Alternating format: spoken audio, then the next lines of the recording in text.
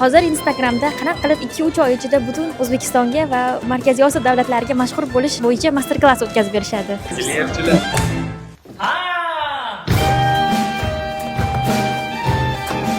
Bolalar bilan kelishdik. Nafaqat O'zbekiston, Turkiya, Ozarbayjon, boshqa qardosh xalqlarga yoqdi. Mashhur bo'lib ketdik.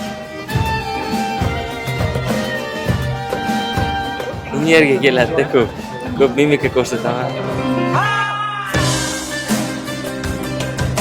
Xudo xolasa niyatlarimiz O'zbekistonni butun dunyoga tanitamiz.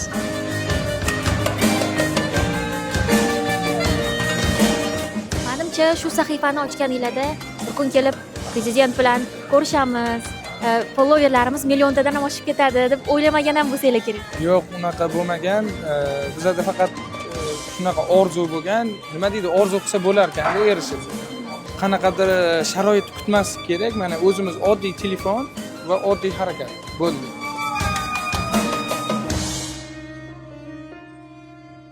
Sizlarni sahifalaringiz shunaqa omadli bo'lib yurib ketganidan keyin respublikadagi barcha musiqa maktablari o'zlarining Instagram sahifalarini ochishni boshlashdi va ularda ham million prosmotrlar, zo'r followerlar yig'ilyapti.